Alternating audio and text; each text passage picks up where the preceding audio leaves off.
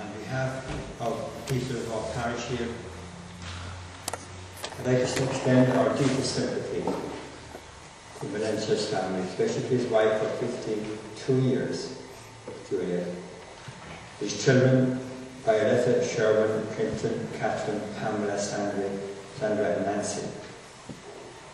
His in-laws, his siblings, Lucia, Estrella, and Marcella. His grandchildren, great-grandchildren, and many, the white circle family.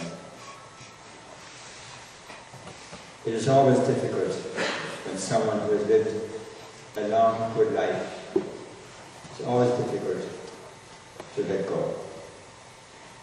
And today's reading should give us comfort.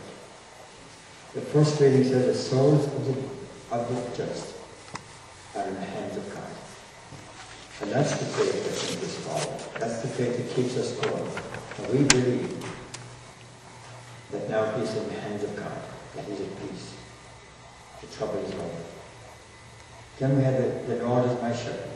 And I think he went through life knowing that God was with him. He couldn't have survived all he did through the war years, and through prisoner of war, and many ups and downs you've had in your life without knowing that the Lord is my shepherd. The Lord is taking care of me. The Lord is at my side. Then the second reading, lovely reading from Timothy. And it says here, I have fought the good fight. I think we could have said that. He has fought a good fight. It wasn't easy for him in life. It wasn't easy for either one of you. And for your seven children and your relationship, it must have been easy. Going through the depression, the war years, and the turmoil of moving from the Philippines to here, that must have been very, very difficult. It must have been hard for your family. And to be the wife and family of a military person must be difficult too.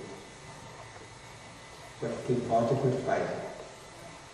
And then he kept the faith. So I finished the race. It wasn't easy, but he kept going.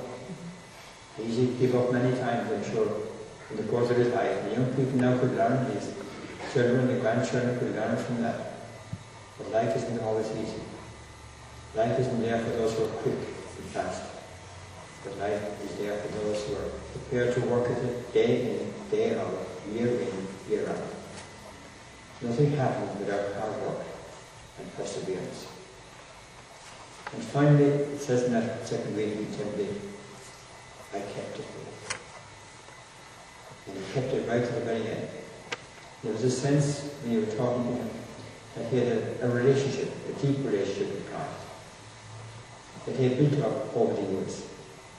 He hadn't come to know God on his deathbed when he was sick.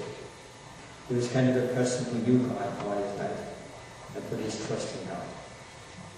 And then the Gospel tells us that, like a seed, if a seed is kept, it will always remain just a seed, a single seed. It could preserve itself, leave it on the shelf or whatever.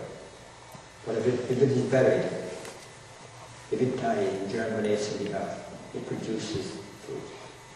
But it doesn't do that without dying. So it is to us in a marriage, in life, we have to die to self in order to help other people. We have to forget about nursing and taking care of ourselves, but reach out and love to other people. And that's what life is about. And I think that's what we are celebrating here today. The person, Valencia, who died himself, who said, in John's Gospel says, if you try to preserve your own life, if you try to look after yourself only, if me is the center of my universe, then you'll lose me.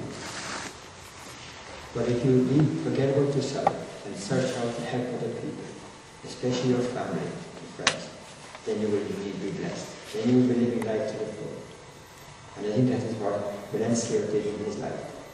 He forgot himself and he went out and helped other people. But we're gathered here this morning with a deep sense of loss, of sorrow. Because we're honoring a man who lived 80 years. And our meeting here this morning, our gathering, has a sense of pride, of joy.